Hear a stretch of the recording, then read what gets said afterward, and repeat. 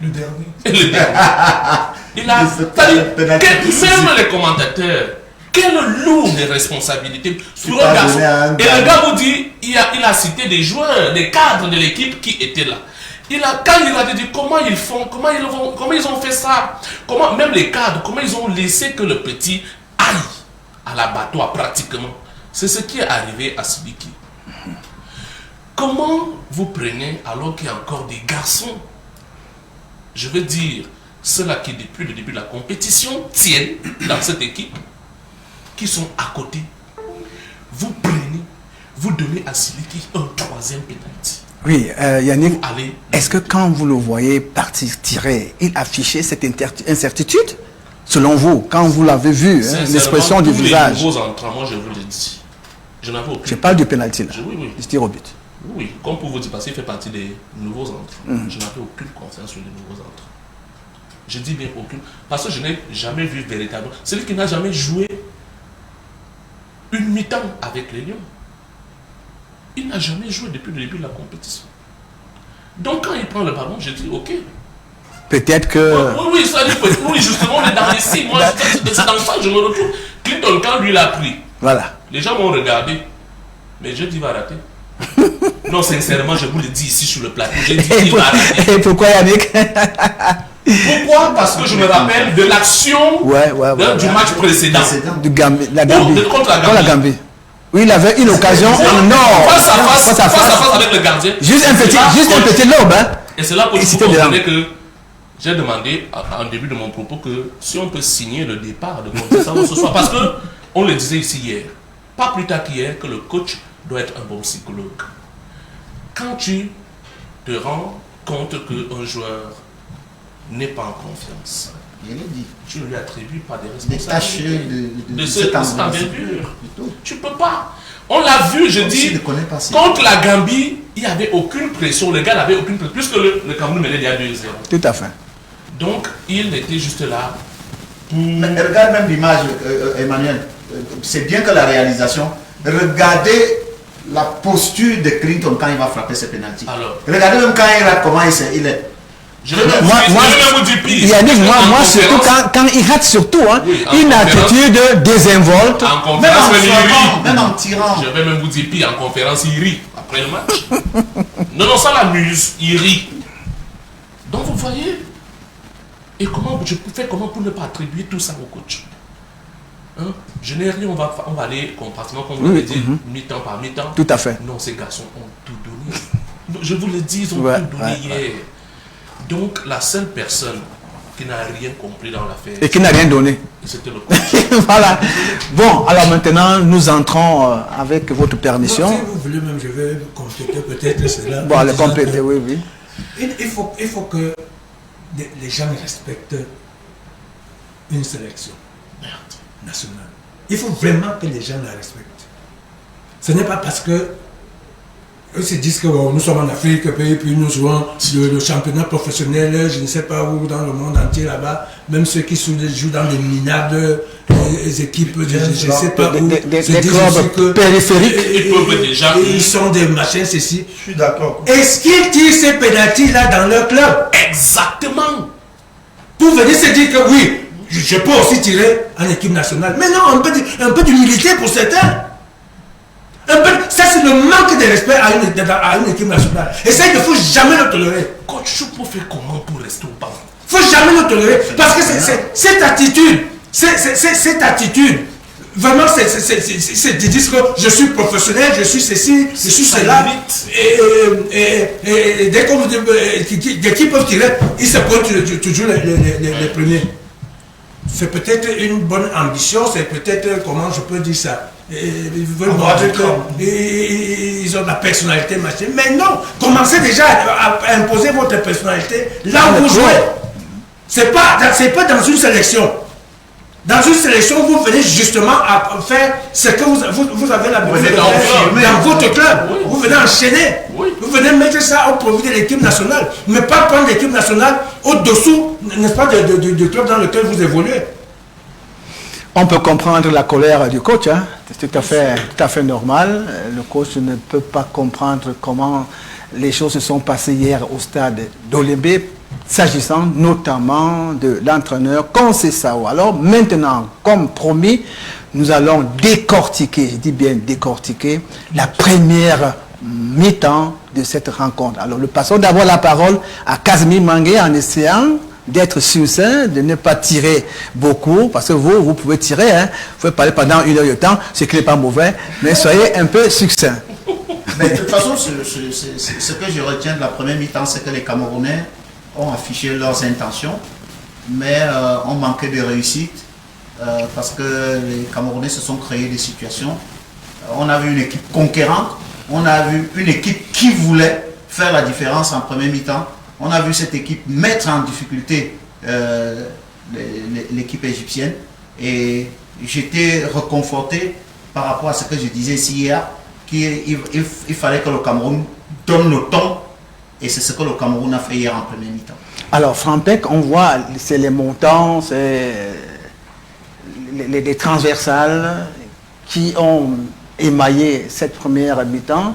Alors je pense que cette première mi-temps aura quand même tenu ses promesses. Moi, je suis un peu gêné quand je reviens sur ce match et notamment la première période. Pourquoi?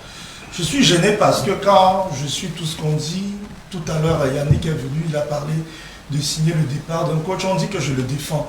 Mais quand on parle de la première mi-temps, on ne mentionne pas le coach.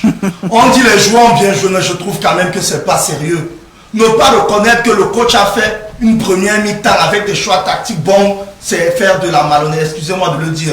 Le Cameroun a littéralement marché sur cette équipe égyptienne grâce à des choix tactiques, à une organisation, je veux dire, impeccable. Il n'y a pas eu la réussite au finish.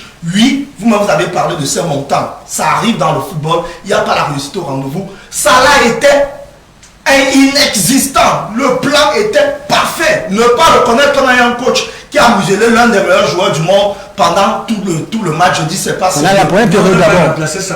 Non, là-bas, c'est un autre débat. Je dis, je commence par là. Je parle de la première période. Oui. Je parle de la première période. Salah était inexistant. Tout à fait. Le Cameroun, je plan anti-Salah, ça, je vous le dis aussi. Là-bas, c'est un autre débat. Salah n'a pas joué. Je veux dire, c'est trop fatiguant. Allez-y d'abord. Quand des gens veulent, je veux dire, quand des gens veulent tirer sur quelqu'un, non, quand des gens veulent. Laissez Franck parler, s'il vous plaît. Vous aurez votre temps de parole. Quand des gens veulent tirer sur un coach, quand c'est bien, c'est le joueur. Quand c'est excusez-moi en une seconde, quand Jay Clinton dégage le penalty, on dit que le coach a mal coaché. Pourtant, c'est un joueur qui tire mal. Quand le coach fait une bonne organisation, c'est pas du tout. Non, je dis c'est pas sérieux. Qui le met sur le terrain? Non, mais s'il te plaît. Vous avez parlé pendant plus de 42 minutes. Allez-y. Première mi-temps, moi je recommence. On voit peut-être, ça sont les statistiques, je crois, de la fin du match. On voit le Cameroun qui contrôle la barre.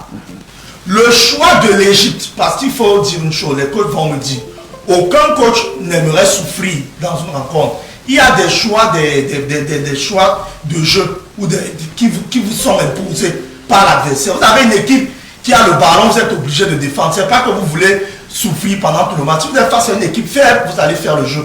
L'Égypte subit parce qu'elle ne peut pas faire autrement. Le Cameroun joue bien.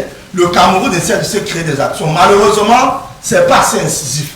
D'aucuns peuvent dire qu'il aurait fallu avoir un Éric Maxime Choupo-Moting derrière Aboubakar pour que cela soit productif. Mais on oublie qu'en mettant M. Éric Maxime Choupo-Moting, le milieu devait devenir un peu plus pauvre et certainement Salah devait être un peu plus servi. Il ne se rend pas compte que les trois qui bétonnaient faisaient en sorte que Salah ne soit pas servi. Le Cameroun s'est créé. On a vu chaque fois le Cameroun contre... Je vous dis une vérité. Le Cameroun a pris des buts face à une Éthiopie très faible. Choupo-Moting y était et l'Éthiopie s'est créé tellement d'occasions. On a vu même les commandes. Mais comme l'Égypte ne sait pas procurer des occasions parce que le milieu était bétonné. Et si Choupo avait été là, on devait se créer, mais ça devait pas être bétonné parce qu'il n'est pas un milieu de formation. Moi, je vais dire le Cameroun a bien joué. Mettons, je suis Camerounais comme tout le monde. Pour chuter, peut-être pour passer la parole, dépassons le débat. On n'aime pas qu'on dise ça au lui. Mais reconnaître que ce monsieur a des défauts comme tout le monde, c'est bien. Mais ne faisons pas comme si l'échec d'hier, on doit lui imputer ça entièrement. Les joueurs n'ont pas eu le cran. Moi, j'aime le dire. En demi-finale, un match gagne. Et c'est à certains joueurs de prendre des responsabilités. Alors, Jean-Paul Akono, nous restons donc dans cette première mi-temps qui aura été assez satisfaisante d'une manière générale côté camerounais. Première période, Jean-Paul Akono. Incontestablement. Mais sauf que dans cette domination Territoriale, pas tellement territoriale, pas tellement, il ne faut pas le dire. stratégique alors, technico-tactique. Une domination quand même, au niveau des possessions. On a vu une équipe au niveau beaucoup de plus envieuse que... Voilà, un peu envieuse, tout ça. Je dis, j'ai eu l'impression, et c'est mon père qui vient de le dire, il a utilisé le terme incisif. Moi je veux dire, apparemment nous n'étions pas complètement libérés malgré cette domination. Vous savez, quand vous dominez un peu, vous avez une ascendance, n'est-ce pas, au niveau technico-tactique, n'est-ce pas, en même temps, vous ne pouvez pas vraiment concrétiser cela, faire aboutir cela par des buts ou alors des actions, des buts, n'est-ce pas? Si vous avez un peu de la réserve, si vous êtes un peu crispé, on a dominé, mais on sentait toujours qu'il y avait une sorte de crispation face pourtant à une équipe égyptienne qui vraiment de visu semblait fébrile. Mais dans leur fébrilité, ils n'ont pas perdu, n'est-ce pas, l'essentiel. Tant au niveau défensif, n'est-ce pas, qu'au niveau du contrôle du milieu du terrain. Et parfois même, comme je l'ai dit, on a vu, il y a eu des contre-attaques là, peut-être sur 5 actions dangereuses des Lions, mais ils ont peut-être eu une seule action dangereuse. Donc,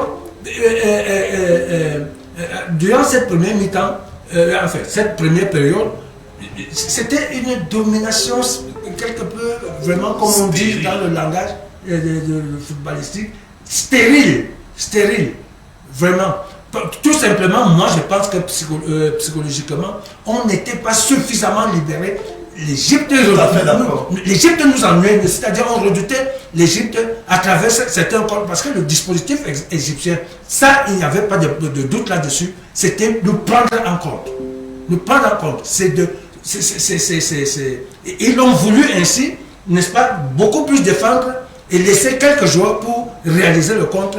Et chaque fois, vous avez vu, chaque fois qu'ils ont eu cette occasion, ça fait mal à notre défense, ça fait mal à Onanandré.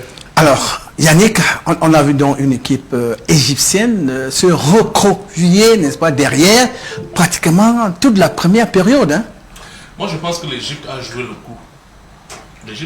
C'est une équipe expérimentée, c'est quand même 7 étoiles. Exactement. On ne joue pas la Côte d'Ivoire, on ne joue même pas le Sénégal. Vraiment que les gens le sachent aussi, hein. C'était quand même l'Égypte qui était en face du Cameroun. Même si aujourd'hui on va dire les bébés pharaons dans cette Égypte-là, mais ça reste que c'est l'Égypte, parce que le nom également joue. Voilà pourquoi j'insiste et je dis à Franck que non, celui-là qui est sur le banc de tout ne mérite pas l'équipe du Cameroun. Je le dis. Vraiment, c'est-à-dire que je n'ai pas besoin. Ce n'est pas une affaire d'avoir un problème avec lui. Je dis bien que. Est-ce que c'est moi qui. Yannick, édifiez-nous pour la première période. Ça se voit sur le terrain. Édifiez-nous. Quand on est arrivé au niveau de choix, je vous l'ai dit. C'est-à-dire, si on prend le 11, hier, dans cette demi-finale, il y a eu un dépassement de soi. Ça, c'était intéressant. C'est-à-dire que ça, c'était l'esprit lion qui était en chacun de ces joueurs-là. C'est pour ça qu'il y a eu ce dépassement de soi. Le coach n'a même rien à voir à ce niveau. On l'a souvent vu avec l'équipe nationale. Voici le coach pour la Côte, je dis, on l'a souvent vu avec les Lions. C'est-à-dire quand il faut... Il y avait d'ailleurs le 12e homme qui était là, qui poussait très fort cette équipe. C'est-à-dire comment vous faites pour ne pas vous transcender? Non, vous vous transcendez, monsieur. C'est de ça qu'il est question. Maintenant, donc là où on l'attendait. Et les coachs l'ont dit. Vous êtes toujours en pleine période? Oui.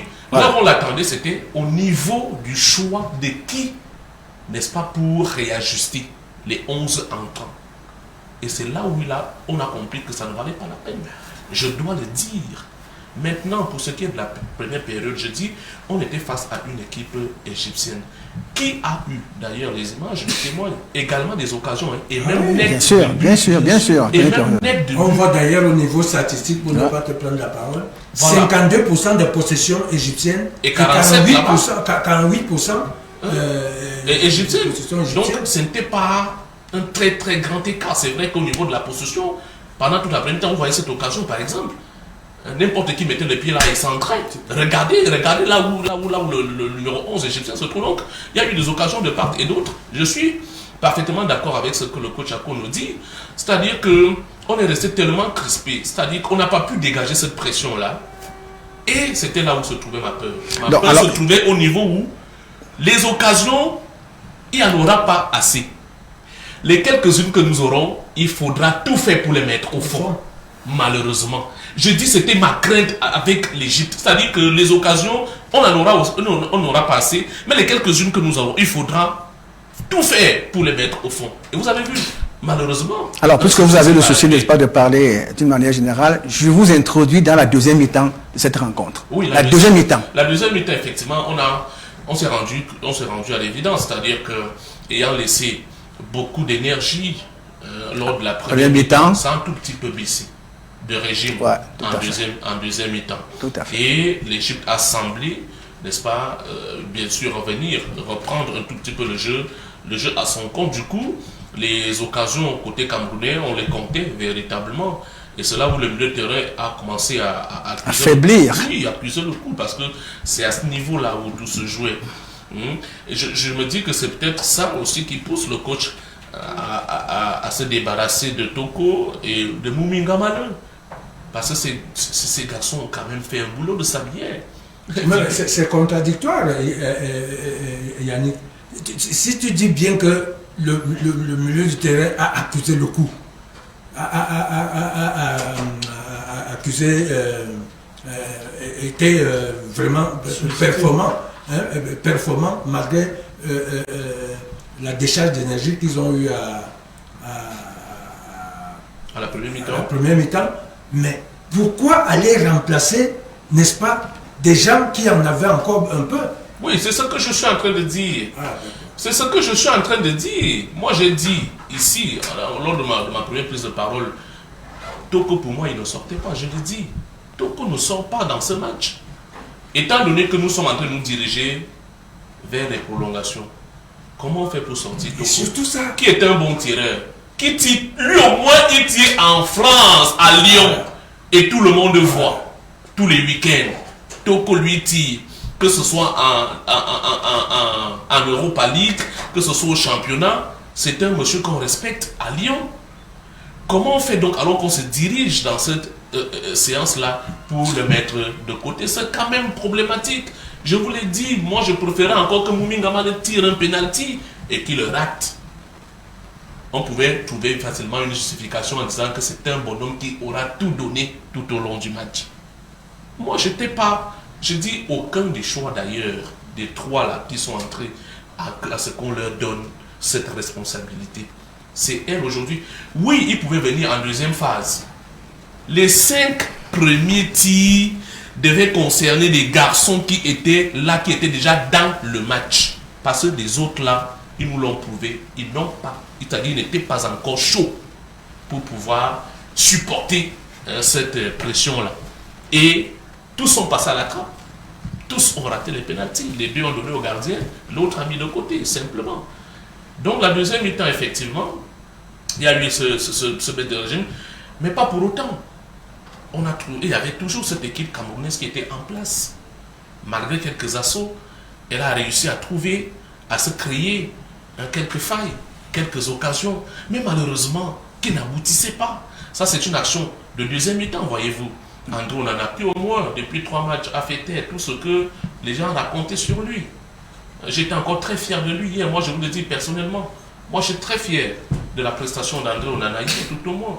C'est-à-dire qu'un grand joueur, c'est aussi lors des grands matchs. Et lui, il a sorti son match. C'est-à-dire, pour lui, il n'y a rien à redire. Et quelques satisfactions. Il n'y a pas que lui. Vous avez vu un garçon comme Nuhu Tolo qui a pris sur lui. Il a dit, Salah, c'est moi. On dirait qu'il avait 4 poumons. Je ne l'avais jamais vu évoluer à ce niveau. Je dis bien, je l'avais, que ce soit dans cette compétition ou par le passé. Mais c'est un garçon qui sait. Le terme sacrifié n'est pas trop posé, si je l'utilise, en ce qui concerne la prestation de Nuhu Tolo. Donc vous comprenez, il y a des joueurs comme lui, il y a des deux milieux de terrain. Il y a Faye qui est resté égal à lui-même. Avec bien sûr cet esprit d'anticipation, il y a un là qui a fait un bon match. Mais après ça, donc je dis, on aurait dû gagner notre match dans les 90 minutes. Ça aurait été l'idéal. Maintenant, on a échoué à l'épreuve des tirs au but. Il faudra. Alors, coach Casemir, maintenant à vous de tirer les enseignements, n'est-ce pas, de la seconde mi-temps. Quels sont les regrets, quelles sont les satisfactions de cette deuxième période Cameroun-Égypte?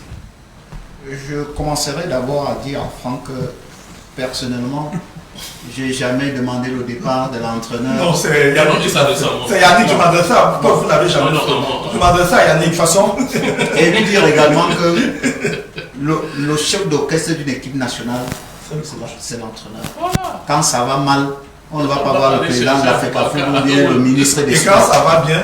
Et quand ça va aussi bien. Et ça, c'est pour l'entraîneur. Voilà. Ça veut dire que quand ça va bien, c'est pour les joueurs, c'est pas...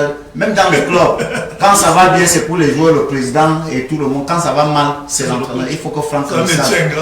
D'accord? Donc, et nous le disions ici, la première mi-temps, les Camerounais ont démontré qu'ils avaient de l'envie de faire la différence, mais on avait comme l'impression, et c'est Magnus qui le disait, qu'ils n'allaient pas à fond. C'est comme s'ils avaient... Et ça s'est vu en deuxième mi-temps. C'est une équipe qui n'est pas revenue avec de bonnes intentions. C'est comme s'il y avait quelque chose qui les retenait. Il n'y a pas eu un bon discours. Donc, et ça, on peut se poser la question. Parce qu'en réalité, la mi-temps, c'est ce que nous on appelait home. La mi-temps, c'est pour le repos. Pour le repos, l'organisation et la motivation home. C'est ça qu'on abrège home. Donc, on s'organise. On a eu comme l'impression que cette équipe n'est pas venue en deuxième mi-temps avec un autre discours. On n'a pas vu cette équipe passer d'un cran. Et ça, il n'y a personne d'autre pour le faire. C'est l'entraîneur. Il n'y a pas eu un plan anti-Salah. Parce que s'il y avait un plan anti-Salah, Salah se retrouverait souvent au moins avec 3 jours contre lui. Il y a un garçon qui a décidé d'en faire de Salah son affaire personnelle. Le petit Noutolo, le latéral gauche. Donc, l'entraîneur se doit. Vous croyez que l'entraîneur égyptien a eu le carton rouge? Pourquoi? En début de cette compétition, il a été hué. Quand il a été hué, on a dit qu'il doit même partir parce qu'il a eu un début difficile. Mais il est resté tout droit dans ses bottes. Il est resté. Et tout ce qui s'est passé hier, c'est lui. C'est lui qui a donné les plans de jeu égyptiens. Il a annoncé, hier je vous le disais, il a annoncé les couleurs en provoquant le président de la Fédération Cameroun de football, Samuel Eto'o, en disant de Samuel qu'il était un joueur moyen. Et on l'a vu encore sur le terrain en provoquant les arbitres pour sortir les arbitres Donc c'était un plan de jeu. C'est ça un entraîneur. Il s'implique. C'est-à-dire il a pris l'équipe de l'Égypte, il en a fait en deuxième mi-temps, parce qu'il s'agit de la deuxième mi-temps. C'est lui qui a transformé le jeu en deuxième mi-temps. Il a su ce qu'il fallait nous faire. Même au tir au but, vous avez vu que c'est lui qui a communiqué. C'est lui qui a demandé, par exemple, qu'on remplace le dossier 9 pour mettre un garçon qu'il maîtrise au niveau des tirs au but. Donc en deuxième mi-temps, on est revenu avec moins de détermination. Et ça fait qu'on avait, si vous avez bien observé, on a eu beaucoup plus de déchets en deuxième mi-temps qu'en première mi-temps. On était plus juste dans la précision, nos ballons n'arrivaient pas. Regardez en première partie qui parvenait à prendre un ballon, adresser une passe, c'est mis même dans des situations inconfortables en prenant des ballons et en les dégageant. Pourtant, il pouvait. Je parlais en off avec quelqu'un. Donc, c'est une deuxième mi-temps timide où nous avons été retenus par je ne sais trop quoi. C'est comme si on doutait de nous-mêmes. On ne peut pas bien faire une première partie et une deuxième partie, on l'a fait. On devrait être plutôt motivé parce que mettre cette équipe égyptienne en difficulté en première mi-temps, ça devait nous permettre de nous transfigurer. Donc on a fait une deuxième mi-temps moyenne qui a malheureusement orienté notre échec au niveau des tirs au but parce qu'on termine en manque de confiance cette mi-temps et cette prolongation. Donc c'était une mi-temps où je n'ai pas compris pourquoi. Au moment où j'attendais, parce qu'on a bien fait une première mi-temps, de monter d'un cran, on a plutôt baissé en régime. Et je l'ai dit, il y avait beaucoup de déchets on ne parvenait plus à ajuster nos passes. Et je le dis à Franck, les remplacements, on ne les fait pas pour les faire. Pour dire qu'un joueur est fatigué, l'entraîneur constate que même la qualité de la passe, tu n'y es plus. Tout ce que tu fais ne te réussit plus. Ça veut dire que athlétiquement, tu ne réponds plus. À ce moment, on te remplace. Mais je n'ai pas vu en deuxième mi-temps Mouminga Maleu rater les passes. Je n'ai pas vu en deuxième mi-temps Carlo Toko et Kambi rater. Je n'ai pas vu arrêter, se faire surprendre. Mais c'était le fonctionnement de toute l'équipe qui a pesé dans la deuxième production de la deuxième partie. On ne pouvait pas faire mieux que d'être en difficulté. Alors, Jean-Paul Akono, qu'est-ce qui pourrait bien expliquer cette baisse de régime en deuxième mi-temps côté camerounais? Mais vous voulez que je vous dise quoi? Vous voulez que je vous dise quoi? Peut-être que du côté égyptien, on a réajusté... les enregistrements nous ont... Le discours de l'entraîneur n'aura pas été juste? Les réajustements tactiques et tout. Puisque si vous voyez bien en deuxième période de cette rencontre, nous avons un peu reculé d'un cran et laissé la possession du milieu du terrain, n'est-ce pas, au pharaon d'Égypte. Or, alors qu'en première période, je crois que c'est nous qui étions maîtres vraiment du milieu du terrain. Oui, regarde, par exemple, les Camerounais sont 6 dans les 16 mètres. Et elles ont obligé, n'est-ce pas, les Égyptiens beaucoup plus à reculer parce qu'ils n'avaient plus le monopole, sur le milieu du terrain. Par contre, je me dis, quelqu'un parlait de discours. Je crois que c'est Yannick Efa qui l'a dit. Oui, effectivement, il fallait un discours galvanisant pendant la pause. Surtout constatant que les Égyptiens, n'est-ce pas, pendant qu'on avait ce monopole du milieu du terrain, les Égyptiens jouaient vraiment beaucoup plus à la défensive, n'est-ce pas? Il fallait qu'on monte d'un cran, n'est-ce pas, l'intensité dans notre jeu. D'un cran, c'est-à-dire qu'on se mette à jouer vite, mais on est resté un peu dans le même tempo, sans accélération, là où il fallait justement placer les accélérations. Sans la recherche des 1-2 qui déstabilisent parfois une défense. On devait créer cela. Parce que ça déstabilise parfois une défense.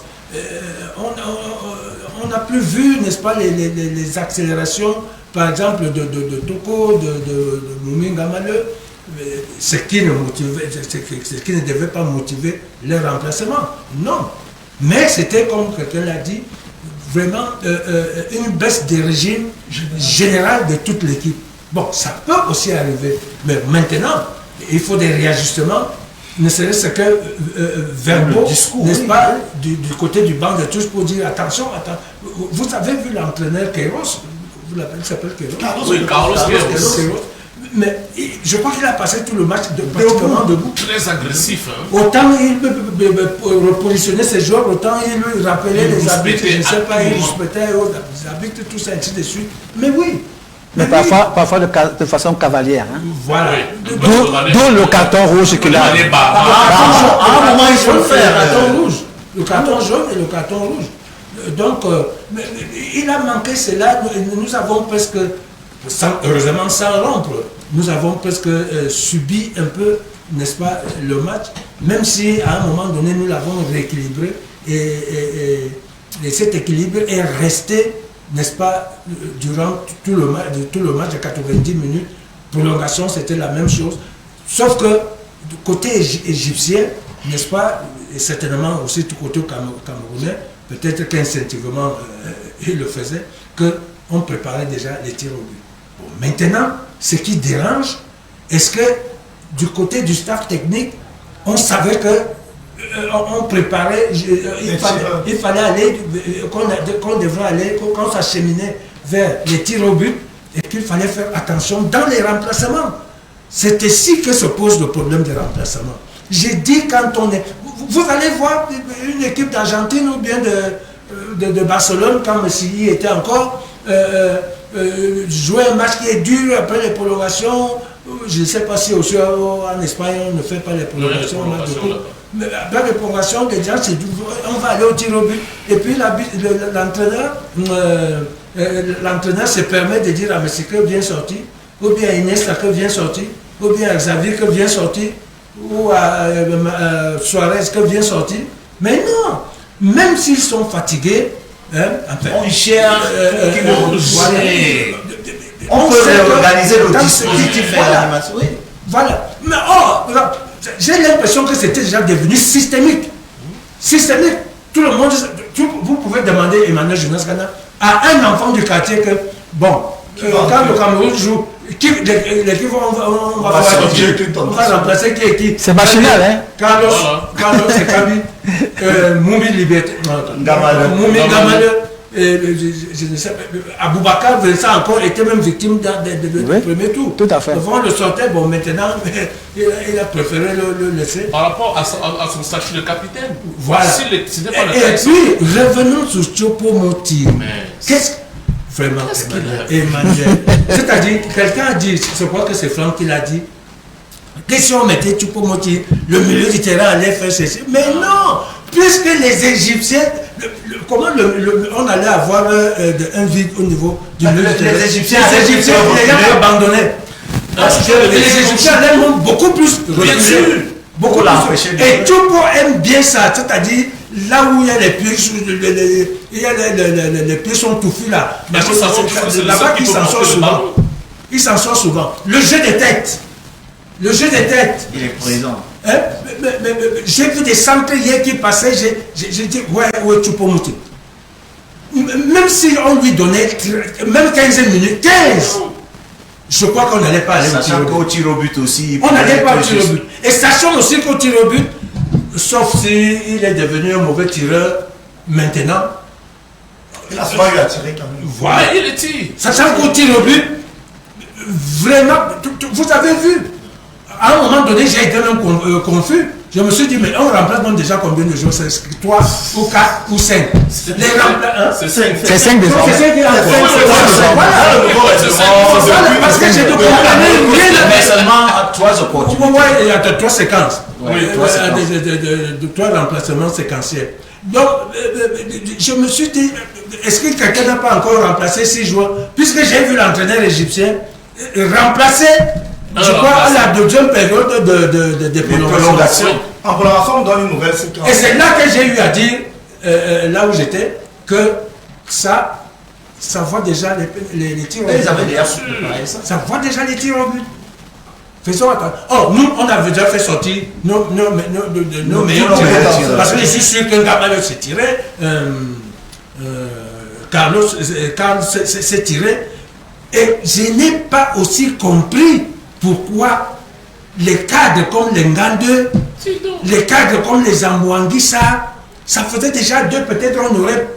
Bon, ils pouvaient aussi rater. Oui, mais comme Yannick l'a dit, vraiment, mais voilà encore. Comme Eto'o avait dit à Wome, quand nous sortons en 2005 face à l'Égypte. À l'Égypte, oui.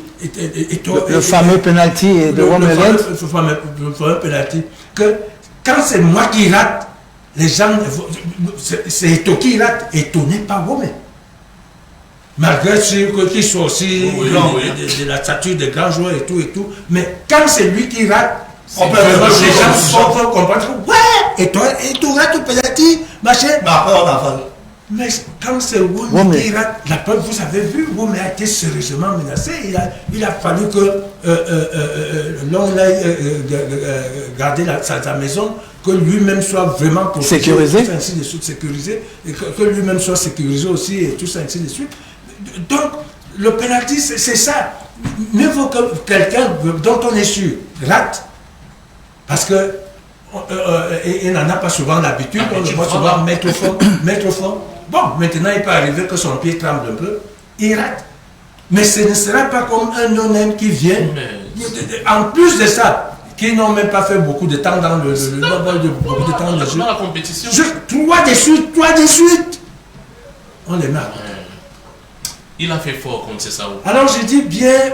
Vraiment bravo à lui. C'est pas bien. Je n'aime pas parler comme ça de mon collègue, parce que je sais que c'est comme ça aussi qu'on parlait de moi, quand j'étais là. Mais vraiment, il y a des choses, parfois je me dis, j'enlève ma casquette d'entraîneur, de technicien, je me mets dans la peau du supporter comme toi et Franck, vraiment Yannick. Mais sauf que c'est un supporter qui s'y connaît. Je me dis, je deviens un peu plus dur envers mon collègue. Plus dur. Mais je le dis parce que si j'étais là, certainement j'aurais fait mieux que lui. Que tu aurais mieux réussi. J'aurais fait pire. Mais quand même. Comme on l'a dit, et tu l'as vu, nous sommes venus dans cette histoire-là dans une préparation totale.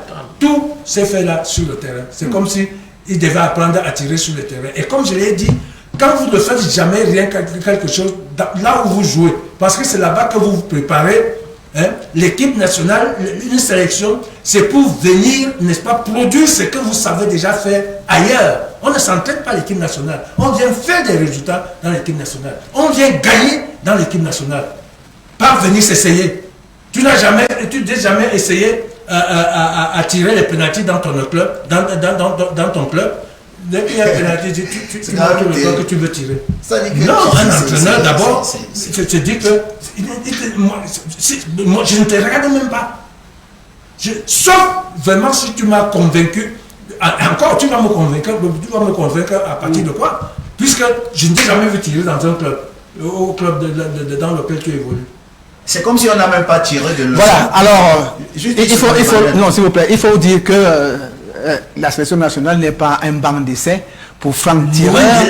Donc, c'est que. Alors, vous voulez dire rapidement, parce que je regarde le temps. Je voulais dire que c'est comme si on n'a pas tiré des leçons, parce qu'il y a eu un match où on a reproché une sélection nationale d'avoir procédé au remplacement de ses meilleurs tireurs. On n'a pas encore tiré les leçons du match. Non, allez-y, parce que le temps.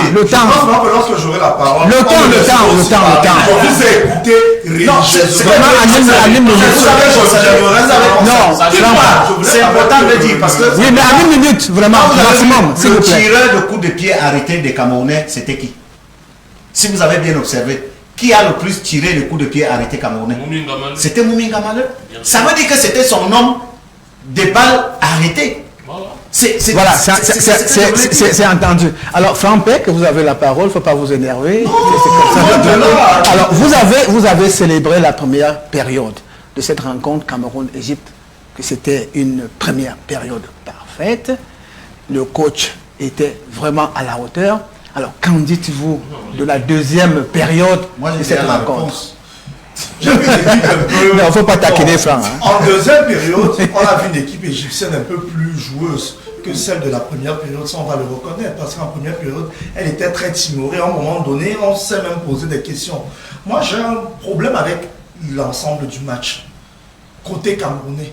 Ça, peut-être les coachs ils vont aussi peut-être nous dire un mot juste après. J'ai l'impression que l'équipe est un peu plongée. Non, écoutez. Je suis sur la deuxième période. Oui, parce qu'après, on va faire les enseignements de toute la rencontre. Oui, je suis sur la deuxième période que ça s'est illustré. Il faut quand même aller. Oui, je dis, mais j'aurais déjà fini. Quand il parle, vous le laissez, je vous en prie. Je veux dire, en deuxième période, on s'est rendu compte, et je dis, ça fait même vu jusqu'à la fin. Nous, on se serait attendu à ce que ce soit l'Égypte qui avait quand même enchaîné des prolongations, qui soit très émoussé physiquement. Mais moi, je vous dis, j'ai vu une équipe camerounaise physiquement qui n'était pas à point. Parce que peut-être, c'est un peu, quand on parle au niveau des remplacements, on a l'impression, comme je dis, que c'était trop facile. Mais je dis, même ceux qui sont restés au terrain, à un moment donné, n'étaient pas vraiment sereins. Je dis, que ce soit à la deuxième période, que ce soit en prolongation. J'ai vu, par exemple, après la première période de prolongation, tous les joueurs de l'Égypte tombaient. Je me serais attendu à ce qu'à la deuxième période, que le Cameroun mette un peu du tonus. Je me rends aussi compte que de la deuxième aux prolongations, l'équipe du Cameroun même n'est pas très fraîche. À ce moment-là, moi peut-être je vais alors là interroger le coach, pas le coaching de la compétition, mais la préparation. Ça veut dire, est-ce que les Camerounais ont vraiment une bonne préparation physique d'avant compétition? Est-ce que le préparateur physique a su doser pour que ces joueurs puissent tenir? Moi peut-être, on s'est plutôt rendu compte que l'Égypte qui a eu l'habitude de jouer ces phases longues, avait un peu plus d'expérience, maîtrisait comment gérer son énergie. Est-ce que ce n'était pas un choix même égyptien de ne pas trop se donner pendant le match pour être frais jusqu'à 120 minutes? Parce qu'on a vu une équipe du Cameroun peiner. Deuxième période, je suis d'accord, le Cameroun n'était pas littéralement mettre jouer. Toutefois, on n'a pas aussi subi, même en face, l'équipe d'Égypte n'a pas marché sur nous. C'est un match qui a baissé, relativement baissé. Peut-être en prolongation, le Cameroun il s'est légèrement amélioré par rapport à la deuxième période, mais ce n'était pas ça. Un mot pour sortir, moi je ne suis pas très long quand moi je parle. Comme qui? Non, je ne veux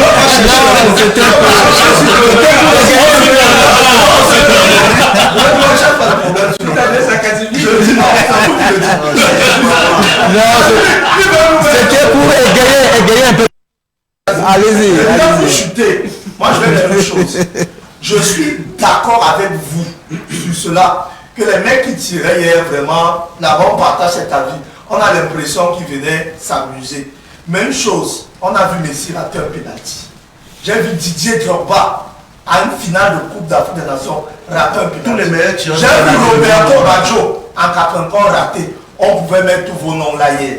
Mouminga Malu, je vous dis que Toko et Kamou, tout le monde pouvait rater. Dégagé à la séance des tirs. Vous êtes d'accord? Donc je voulais dire, n'allons pas réduire le coaching du coach.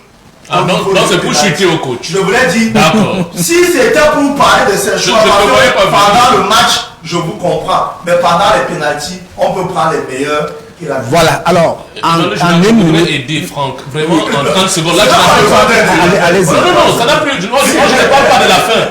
Je parle justement au niveau où l'aspect fraîcheur physique. C'est à ce niveau où je suis. Parce que c'est peut-être des détails que nous oublions. L'équipe égyptienne est constituée de qui? C'est en majorité des joueurs qui évoluent sur le plan national. Oui, c'est-à-dire des garçons qui se connaissent très bien. Et vous avez également vu lors de la première mi-temps, lorsque le Cameroun avait véritablement le dessus, qu'est-ce qu'ils ont fait? Ils ont commencé par tricher. Ils tombaient. Bien sûr, ça c'est la tricherie. Voilà, c'est entendu, c'est entendu, Yannick. Alors maintenant, d'une manière générale, quelles sont les leçons? Parce que le Cameroun est toujours, n'est-ce pas, au front par rapport au barrage et par rapport même à Qatar 2022. De manière générale, quelles sont les leçons à tirer sur le plan administratif, sur le plan du jeu, sur le plan des entraînements? Alors Yannick, vraiment succinctement. Oui, je prends d'abord la parole pour dire qu'il y a une attitude qui ne m'a pas plu à la fin du match hier, celle du capitaine Vincent Aboubakar. Ses déclarations à Mondo Vision. C'est-à-dire quand on est capitaine du bateau, on ne se comporte pas de la sorte. Vous ne venez pas jeter à la vindicte populaire, n'est-ce pas, toute une équipe dont vous êtes à la charge. Donc c'est une attitude, moi je sais pas. C'est vrai que quand on doit passer devant le micro là, ça s'apprend aussi. Hein. C'est-à-dire ça ne se lève pas un matin et on commence à balancer du n'importe quoi. Parce que hier, Vincent Aboubakar effectivement a balancé du n'importe quoi à l'antenne. C'est-à-dire venir dire que, écoutez, quand ça ne joue pas collectif, on a souvent joué collectif, on a gagné, quand ça ne joue pas des gens, chacun veut jouer. Non, un capitaine, c'est pas ça. Et à la suite, juste à sa suite, Toko a corrigé ça. Et c'est, puisqu'on tire les leçons, c'est ce qu'il va falloir éviter dans cette équipe. Il ne faut pas que les joueurs commencent à se tirer entre eux. Il y a encore, vous êtes même allé très loin pour parler des barrages. Nous avons encore le match de la... On en parlera tout à l'heure. C'est ça que je suis en train de dire, puisque nous sommes dans les perspectives. Il y a donc ce match de 3e place. Et puis, il y a des échéances directement qui vont arriver, notamment ce barrage-là, dès la fin du mois de mars prochain. Il faudra déjà éviter de voir ce que nous avons vu à la fin du match hier avec le capitaine Vincent Aboubakar. Je dis c'était très maladroit de sa part. J'espère qu'il va rapidement se raviser face à quant à cet écart de comportement pour moi, à cet écart de comportement qui va rapidement se raviser afin que la sérénité soit retrouvée au sein du groupe pour pouvoir avancer. Alors, Casimir, les enseignements d'une manière générale maintenant. Il faut remobiliser les troupes parce que c'est pas la fin du monde. Il y a des compétitions qui arrivent. Et si on ne remobilise pas les troupes, on risque de toutes les rater. Et cet effectif, il faut le revoir. Il y a quand même... Le revoir comment, Casimir? Il faut chercher d'autres joueurs, chercher d'autres éléments. Rester ouvert. Oui, parce que objectivement, c'est Franck qui a réussi de se contredire. Il dit que les joueurs sont moyens. Et je l'avais déjà dit, Il faut le relever. Mais il estime que c'est plutôt... bon, c'était une parenthèse, mais je pense que cette équipe a besoin d'avoir des joueurs à la hauteur de l'équipe nationale. Il faut s'en tenir à ce que disait Magnus. Une sélection nationale, c'est respect. Ne sont à l'équipe nationale que les joueurs qui ont convaincu. Mais cette équipe nationale a des joueurs, vous venez les découvrir. À un moment, on ne venait pas découvrir un joueur à l'équipe nationale. Il avait fait ses preuves et c'était presque l'unanimité. Vous, Emmanuel Jonas Kala, vous étiez capable de vous faire un classement de l'équipe nationale. Aveuglement. Aveuglement. Aujourd'hui, il est parfois difficile de savoir qui va jouer. Si ce n'est pas 4 ou 5 joueurs, vous avez du mal à savoir qui va jouer. Non, il faut qu'on revienne à cette formule qui voudrait que les joueurs qui ont convaincu soient... Même les nominations, je pense qu'à l'époque, pour être entraîneur national, il fallait d'abord convaincre quelque part. Mais il se trouve que ces derniers temps, notre équipe nationale Fagnon et quelques sélections nationales aussi, de moins en moins s'inspirent encore de ce passé qui voulait que vous soyez un joueur qui a convaincu, un entraîneur qui a convaincu avant d'être dans la sélection nationale. Il faut redonner vie à cette sélection nationale, comme Jean-Paul le disait, l'équipe nationale doit mériter du respect. L'équipe nationale doit mériter du respect. Alors Jean-Paul Akono, Casemir prône le réajustement, n'est-ce pas, de quelques éléments, mais est-ce que le temps est propice par rapport aux échéances qui arrivent et qui ne seront plus très loin? Mais oui, c'est... Vous savez, c'est pas que le temps est propice, non, le temps est toujours propice pour cela. Et cela se résume en quoi? Ça se résume que dès qu'il y aura la fin de la CAN, là, le dimanche, l'équipe nationale du Cameroun n'existera pas. L'équipe nationale des pharaons d'Égypte n'existera plus. L'équipe au niveau des joueurs là qui sont là maintenant, mais sur le papier, bon, ça existera, on ne peut pas confondre des choses. Ça n'existera plus. Pourquoi? Parce que il va faire, je crois que d'ici mars, ça va faire presque plus d'un mois et demi. Plus d'un mois et demi avant les barrages.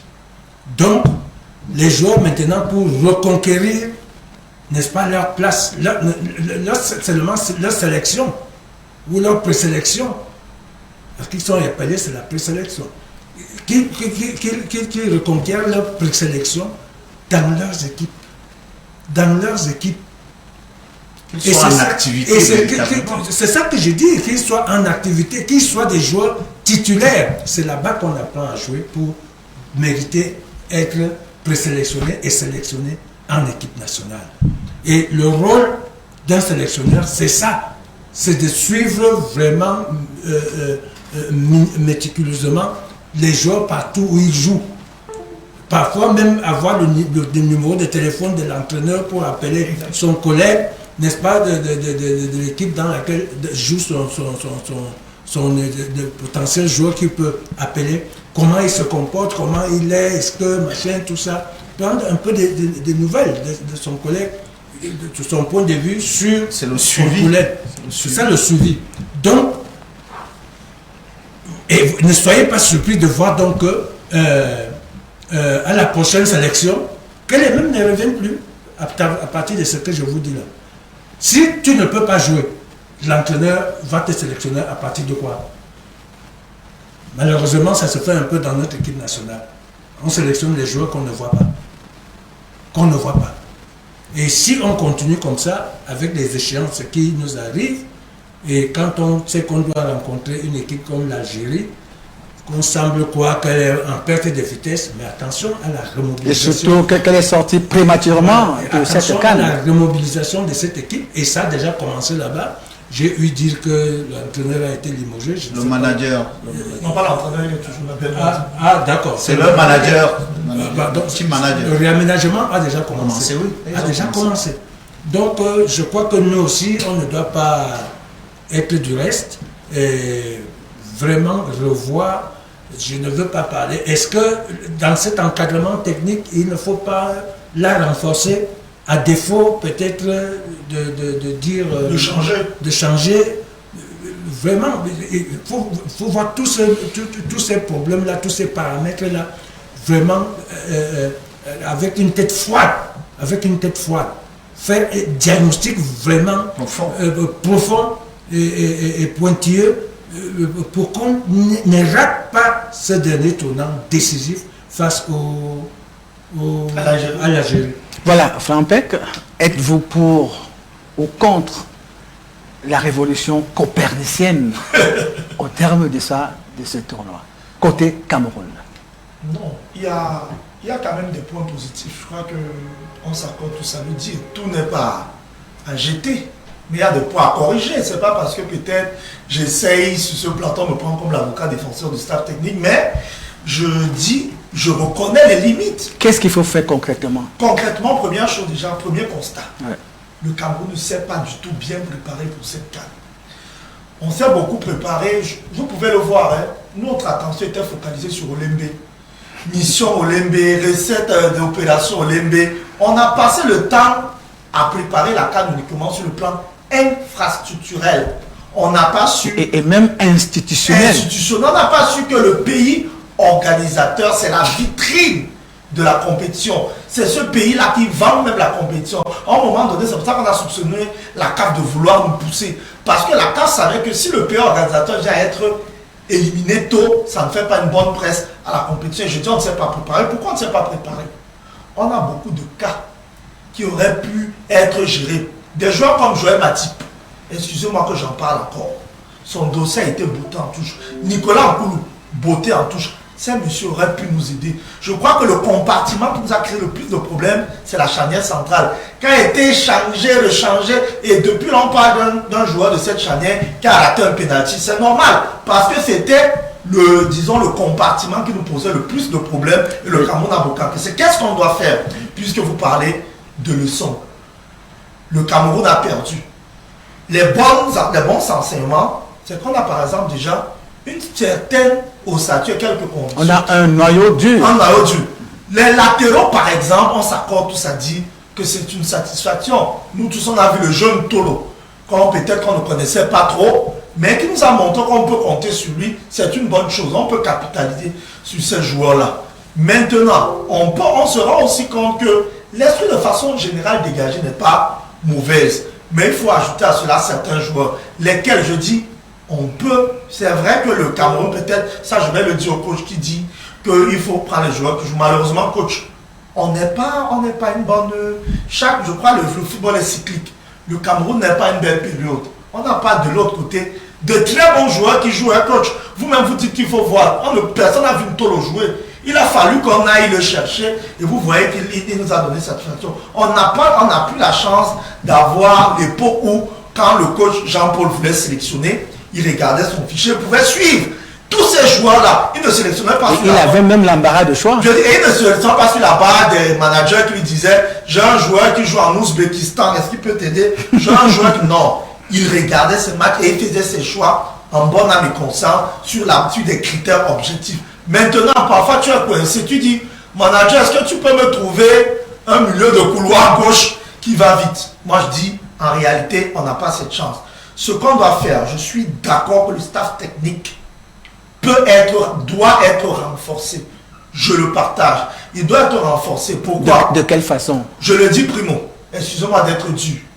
Non, allez-y. Je dis, excusez-moi d'être dur. Le coach, tout le monde en parle. Mais le coach n'a pas du tout, je trouve qu'il est jeté seul. Il a pourtant des agents qui me disent, on va me dire, il ne parle pas de ces agents. Non. Des agents qui n'aident pas le coach, eux-mêmes, c'est une preuve d'incompétence. Moi, je le dis haut et fort. Si vous acceptez de jouer le rôle de Valette, ne pas vous impliquer dans le coaching et vous vous plaisez bien dans ce modèle, ça veut dire quand même que c'est pas bien. Donc, je voudrais que le coach soit épaulé par des personnes qui ont le charisme de frapper la main sur la table quand ça ne marche pas. Non, parce que alors, Yannick, alors, il parle, n'est-ce pas, d'épauler, n'est-ce pas, le coach. Mais alors, c'est comme pour dire que Songo, qui est là actuellement, et qui Omambiik, ne sont pas charismatiques, ne peuvent pas influencer, mais encadrer d'une manière ou d'une autre, n'est-ce pas, le sélectionneur national. Mais pourquoi Omambiik, excusez-moi, pourquoi François Omambiik n'est pas sur le banc de touche? Ou bien il met souvent le masque. Et qu'on ne me connaisse pas. C'est pas nouveau, c'est depuis quelques temps. Pourquoi il n'est pas... Qu'on me dise pourquoi il n'est pas sur le banc de touche. Et c'est depuis quelques temps. C'est pour ça que je voudrais dire ici, effectivement, qu'il n'y a pas épaulé quelqu'un. Emmanuel Jonas, ça dit quand vous êtes à la tête d'une affaire, je vais appeler ça comme ça veut dire que vous avez toutes les potentialités pour pouvoir assumer les responsabilités qui vous sont attribuées. C'est-à-dire, si vous n'avez pas le charisme pour pouvoir diriger une structure, ça ne vaut pas la peine de l'ouvrir. Donc, du coup, quand on est coach, il faut quand même se doter d'un certain charisme. Quand c'est ça où arrive au Cameroun, on ne voudrait plus faire tout ce procès-là, on le sait, il n'a jamais entraîné quelque part, du moins. Allez-y vite rapidement. Moi, je vais que ce soit un club d'envergure, encore moins une équipe nationale. Voilà ce que je voulais dire, pour qu'on puisse se comprendre. Du coup, les Lions indomptables, je vais dire, c'est pas la Guinée. En tout cas, il n'a jamais fait autant de temps dans un club comme il a voilà, dans l'équipe nationale des Lions. Ça, au moins, c'est tout pour dire que, en plus, les Lions indomptables, c'est pas la Sierra Leone. C'est pas parce que je fais insulte à ces nations-là, mais ça reste quand même les Lions indomptables avec 5 étoiles. Il n'y a que l'Égypte qui a fait mieux et qui a 7 aujourd'hui, dont nous méritons. Je veux dire quoi? C'est-à-dire le niveau que nous reflétons en Afrique, au monde aujourd'hui, il nous faut quelqu'un qui également se rapproche de ce niveau. Il nous faut quelqu'un d'assez charismatique, quelqu'un qui a quand même du bagage sur le banc de touche. Donc je dis, pour la suite, effectivement, il va falloir les uns et les autres l'ont déjà dit ici, se remobiliser. Il ne faudrait pas perdre ces acquis-là. Nous avons pu constater, nous avons pu dénicher des talents, peut-être que nous n'avons pas eu l'occasion par le passé de pouvoir découvrir. On a cité quelques individualités tout à l'heure, des garçons comme nous, Tolo, qui a tellement fait bonne impression, Faye avec, n'est-ce pas, tout son engagement. Et aujourd'hui, au milieu de terrain, on peut quand même compter sur des garçons comme Onla ou encore Umgwet. Moi, je pense qu'associé à cela, de l'expérience comme les Ambo Anguissa ou encore les Ngandeux, on a un bon groupe de toute façon. On a un bon groupe, je pense que c'est une belle perspective. Maintenant, il ne faudrait pas qu'on aille en rang dispersé, il ne faudrait pas que la dynamique qui était en train de se mettre en place puisse être dynamitée. Il faut garder cette ossature-là et préparer les échéances futures. Voilà, préparer les échéances futures, c'est-à-dire qu'il faut aller en ordre de bataille. Exactement. Alors, Casimir, demain, nous avons encore quelque chose à glaner, il ne faut pas l'oublier. C'est le match pour la 3e place. Il nous faut quand même quelque chose, un métal sur le maillot. Donc, un lot de consolation en venant à bout du Burkina Faso. Encore ces étalons qu'on a rencontrés lors du match d'ouverture. Demain, c'est au stade Amadou Ahidjo. Bon, ben, je crois que si nous faisons preuve de professionnalisme, on devait raisonner comme vous. On ne peut pas sortir d'une compétition les bras vides, encore plus à domicile. Ces garçons, ils doivent d'abord individuellement se dire j'ai une histoire à écrire. Ce serait formidable qu'au terme de la compétition, vous ayez un métal. Ça dépend aussi des garçons, mais c'est beaucoup plus le staff technique qui devrait tenir un discours. J'ai entendu ici qu'il y a eu des propos inacceptables. Malencontreux. Voilà, donc moi je vais me poser la question de savoir si au terme de la rencontre, le staff s'est retrouvé avec les joueurs pour que ce genre d'attitude ne sorte pas. Parce qu'en réalité, au terme d'une rencontre, quelle que soit l'issue, l'entraîneur se doit de recadrer. C'est vrai que c'était à chaud, hein? C'était à chaud. C'était à chaud. C'est pas encore un Il n'y a vestiaire. pas d'excuse là. Mais c'était à chaud. Allez-y. Je vous l'ai dit, il n'avait pas encore posé. Donc, même avant, ça dit que vous disciplinez vos joueurs, vous dites, Ça doit se quel que préparer. soit, parce que la communication, elle se prépare. Voilà. Hein. Donc, quand vous êtes en plus un capitaine, donc il ne faut pas tout perdre. Pour moi, il est question de ne pas tout perdre pour l'honneur des Camerounais et pour l'honneur de ces jeunes eux-mêmes. Il va falloir qu'ils essuient les larmes aux Camerounais parce qu'elles coulent encore. Voilà, les larmes coulent encore. Jean-Paul Akono, Oui. on va pour ce match de demain. Parce que là, le temps imparti, le temps imparti est déjà... Sur la sortie, effectivement, de notre capitaine Vincent Boubacar, je crois qu'elle était quand même malheureuse sur ce qu'il a dit. Et ça dénote le fait que certainement il n'y avait pas tellement la sérénité comme on le pensait dans cette équipe nationale. Certainement pas. Du moins, ne serait-ce qu'envers les joueurs, parce qu'il s'est beaucoup plus attaqué, sans les nommer, mais il s'est beaucoup plus attaqué à ses coéquipiers. Et quand j'ai vu le match d'hier, à partir des propos qu'il a tenus, je n'ai pas vu qui n'a pas voulu jouer pour l'intérêt, n'est-ce pas, collectif de l'équipe. C'est entendu, Jean-Paul. Alors demain, on est en Fandena pour le match Cameroun-Burkina Faso. Match pour la 3e place. Il nous faut cette médaille-là. Ouais. Ce n'est plus important, ce n'est plus capital, Jean-Paul. Même si ce n'est pas ça qui a été notre objectif principal. Mais en tant que pays organisateur, avec tout ce qu'on a eu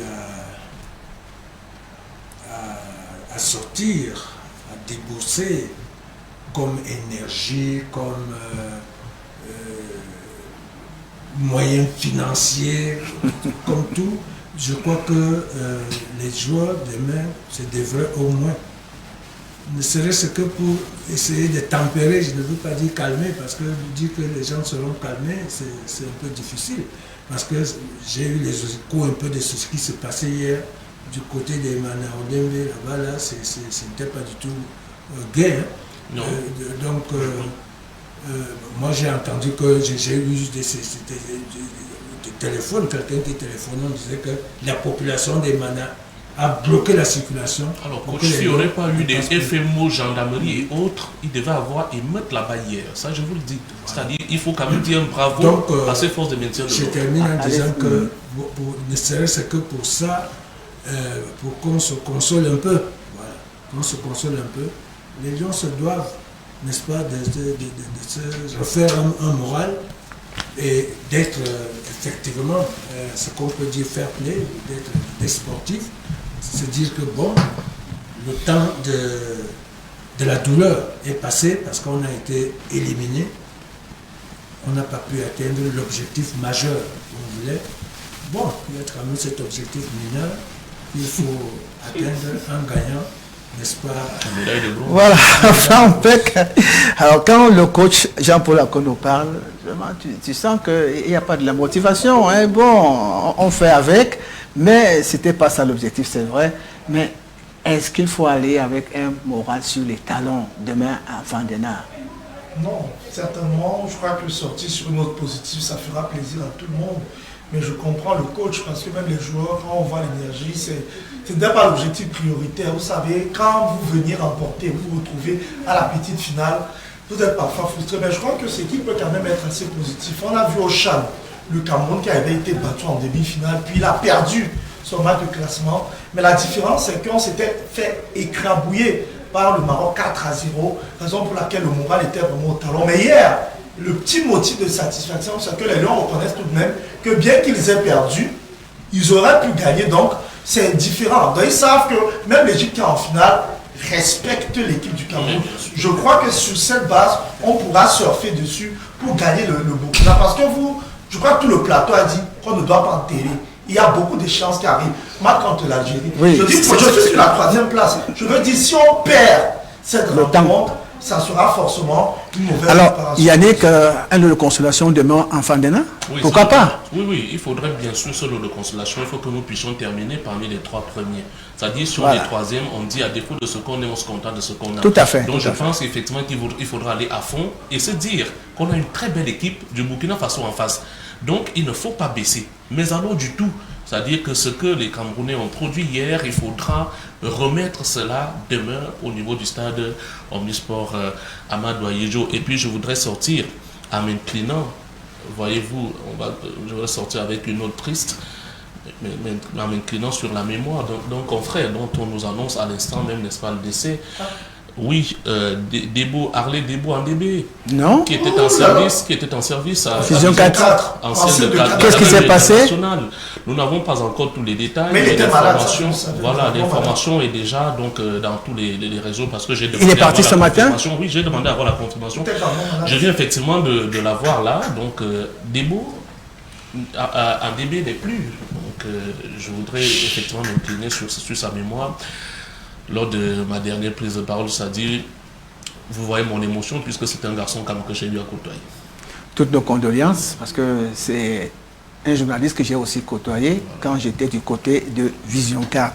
Alors en une minute, sinon 30 secondes, la finale du dimanche entre les pharaons d'Égypte et les lions de la Teranga. En une minute. Là, on va clore avec ça. Oh, mais ça sera un match de grande intensité, avec un avantage sénégalais au niveau même de la récupération, parce que l'Égypte voudrait même qu'on renvoie ce match lundi, parce qu'ils réclament un jour de récupération supplémentaire. Toujours les réclamations avec l'Égypte. Alors, la finale, Jean-Paul Akono, pharaon d'Égypte contre Lion de la Teranga.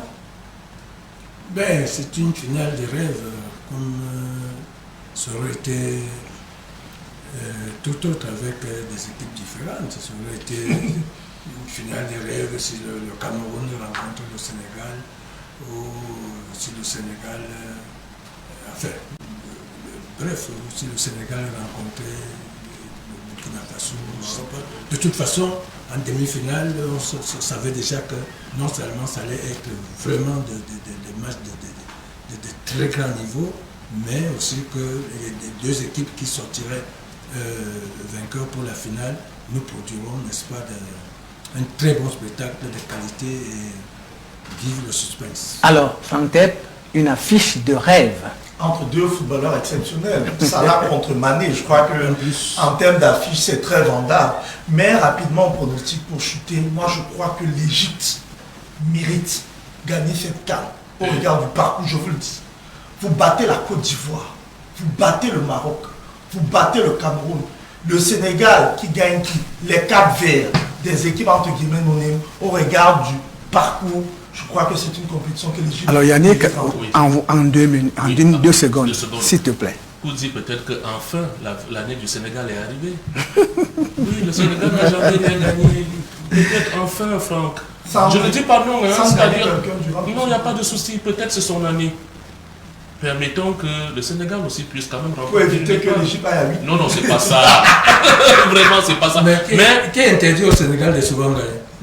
Peut-être lui-même. Et que peut-être cette fois. Tu as le meilleur gardien du monde, tu as le meilleur milieu de terrain, le meilleur défenseur, la meilleure attaque. Et on te dit que parce que tu as joué contre le Tchad, non, le Sénégal a un potentiel. Moi, je pense effectivement. Il part te favori, même si. Voilà, nous sommes déjà arrivés que ce soit à la fin de cette émission. Je dis merci à Jean-Paul Akono qui a parlé avec beaucoup de difficultés ce matin, on le comprend très bien. Merci Franck, merci Yannick, merci Casimir. Alors, pour moi, que le meilleur gagne. Fin de l'émission, merci d'avoir suivi, au revoir.